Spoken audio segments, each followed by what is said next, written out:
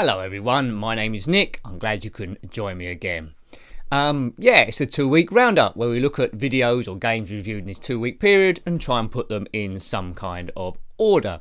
Before we come to the top 6, we always look at the pinball tables there, and it's still on the Zen Pinball 2, but soon we'll be looking at the Pinball Arcade Season 6 on the PlayStation 4. Hooray! So we looked at Paranormal, published by Zen Studios in 2014, based on strange ghostly goings-on and UFOs and devils, things like that, and the Loch Ness Monsters in the far corner. Colour scheme doesn't use too many colours, but I think it suits the theme quite well. Plays good. It's one of the earlier games. I think originally came out in 2010 on the PlayStation 3 and various other systems. Then PlayStation 4 come out and they've updated it for that. Plays quite good. There's a spinner down the bottom end, so it's a bit of an inverted table at some point. You'd have to really watch the video to get the hang of that. But what's brilliant about Paranormal is the back glass of this fancy table forms a haunted mansion. And it's really great fun when you get the ball there trying to knock it up the various floors to activate the different modes. That's quite good, so check that one out. The other table, Zen Pinball 2.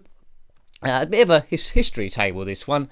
A bit of a history lesson if you watch that video. It's based on Nikola Tesla. It's a table called Tesla after his surname. The table looks very steampunk, published by Zen Studios again in 2014. Very steampunk sort of theme to it, and it's based on Tesla's inventions. He experimented a lot with electricity, and in the game you have to do various scientific experiments by getting the ball up the ramp at certain times.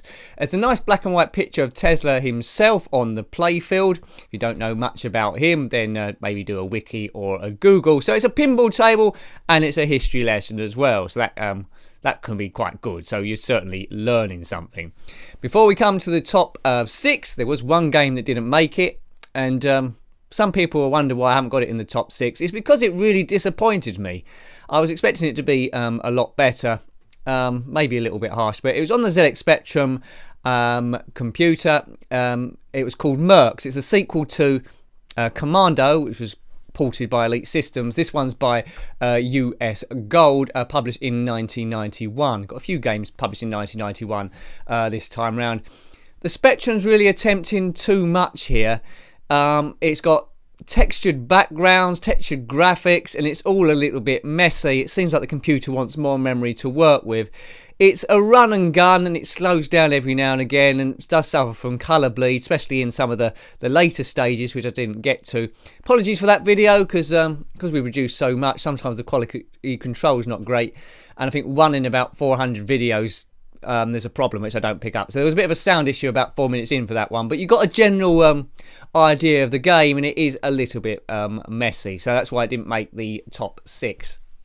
Okay, in 6th place, almost out of the top 6, this one is on the ZX Spectrum again, 48K Grand Prix Championship, sometimes called 3D Grand Prix, published by Zeppelin Games in 1991. Now, yeah, it's in the form of Super Sprint. The game came out quite late in the ZX Spectrum's run. If it had been in the early 80s or mid-80s, it would have been quite a good game. This time it should have known a bit better. You can get a bit of fun out of it if you get used to the control system, but what's annoying, I found in the review, I was controlling like a cyan blue coloured car. It crashed onto the scenery, which I couldn't quite see the car, and I couldn't work out how to steer to get out again. But there's a good game underneath waiting to get out. It's a good form of perspective there with the different tracks, but it's a little bit annoying. You have to hit the fire button over and over to get to top speed. Once it has got to top speed, you don't have to do it again, but if you slow down, you have to redo it. If the car starts going slow, you're going for the pit stops, and that repairs the car, and you keep going round. And the idea is to beat all the other computer cars. It tends to be about 3 other ones. You have a qualifying session, which is timed, and then your actual race. So it's okay, but I know it's a bit too little too late for a game of 1991 on the ZX Spectrum. In 5th place is Terminator 2 Judgement Day on the Commodore Amiga. Already reviewed this one on the ZX Spectrum. This is published by Ocean in 1991. The ZX Spectrum game wasn't particularly good, although it was interesting, and the same can pretty much be said for the Amiga version as well. I tried it with a cheat mode on so I can get to different stages, but the puzzles are sort of like similar. There's a fighting scene, which you don't get too many moves. It feels a bit clunky and a bit random if you're successful or not.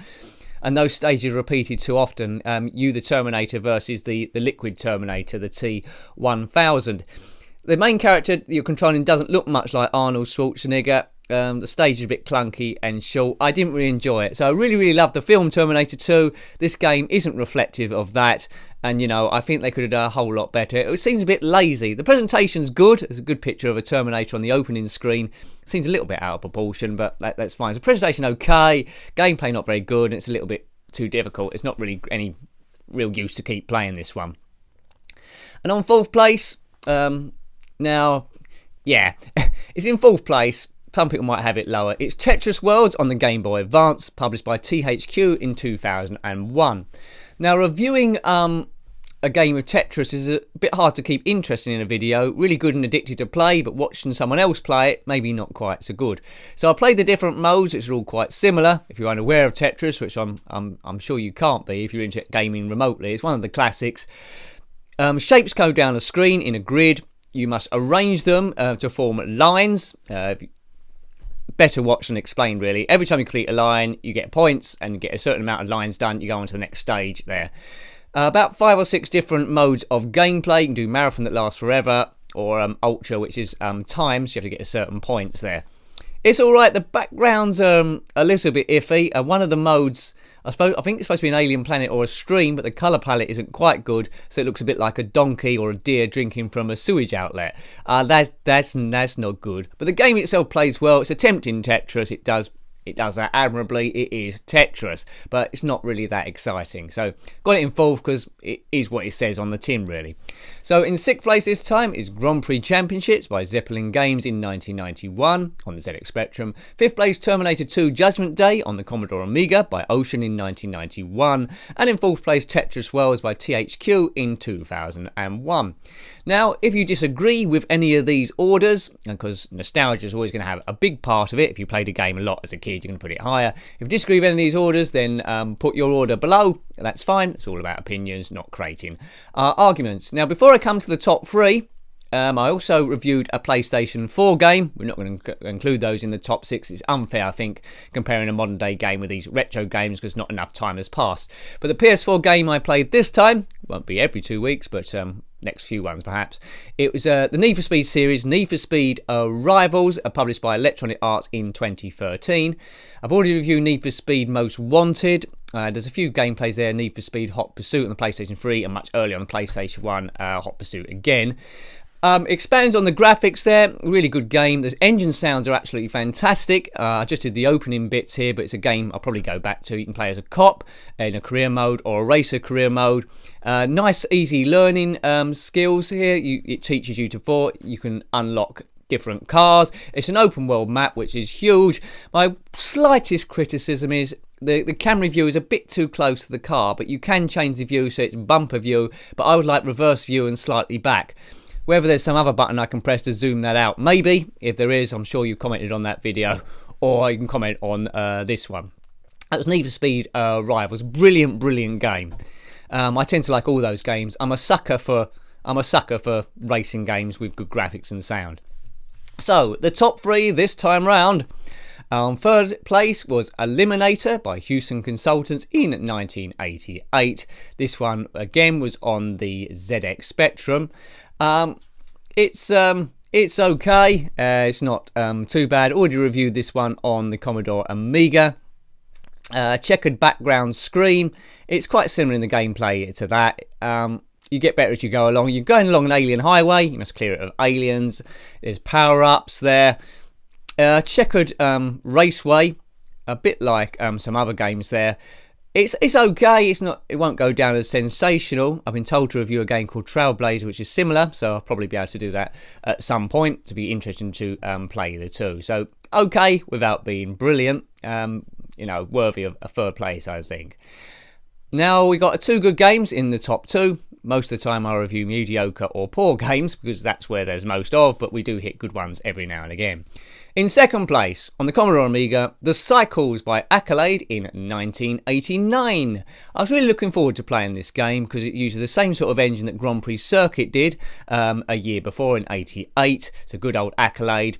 Same sort of like graphics on the front end, at least, when you must select your order, beginner or expert. But instead of Formula 1 cars this time, it's motorbikes.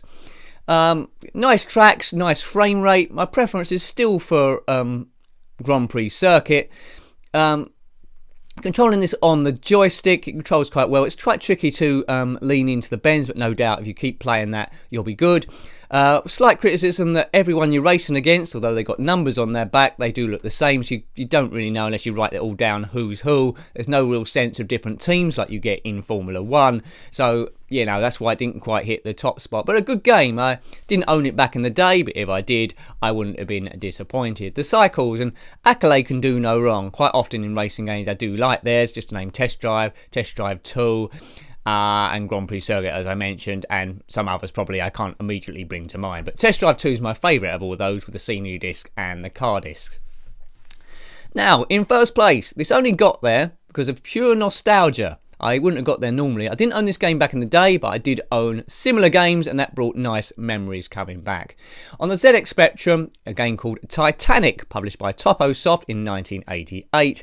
That's a Spanish outfit. I think it was re-released in Europe and UK under the Kicks label later on. Now, if you played Scuba Dive before, it's a bit like that, but this one come out 4 or 5 years afterwards. The graphics are enhanced, and you control a scuba diver, which go through different caverns with a harpoon gun, avoiding all the nasties to find the Titanic. It helps if you've got a map. Once you've found the Titanic in stage 1, then there's a bit of tape loading, you go to stage 2, and then you're actually in the ship itself. The stage 1 is much better colour scheme than stage 2. Stage 1, lovely red caverns. A bit like Scuba Dive, but these ones are more textured. The second stage is a bit garish green, and you're in the ship. So, you know, I mark it 10 out of 10 for the stage 1. Stage 2 probably 6 out of 10. So I'm giving it the number 1 spot just because of stage 1. Titanic. I don't know how the Titanic got through all these caves we wrecked at the bottom of here, but there we go. And it's great fun. As a kid, I can tell I would spend hours and hours on this, just exploring around trying to find this dang ship. So, in third place this time was Eliminator on the ZX Spectrum by Houston Consultants in 1988. In second place, The Cycles by Accolade in 1989. And numero uno this time round on the ZX Spectrum 48K, Titanic by Toposoft in 1988. Thanks for watching all those as always. Love hearing your comments there and what you think about the games, because quite often you'll know a nugget that I don't know and you'll suggest a game that I've never heard of which is similar, and quite often it turns out to be a winner. Brutal Sports Football was one of those ones, which is absolutely brilliant, which we reviewed a few weeks ago. So videos going up every day at the moment. Thanks for watching. Keep watching. Your comments, well, the good ones at least, keep me going and make me want to continue. So thank you for that, and until next time, have a great weekend and goodbye. Goodbye.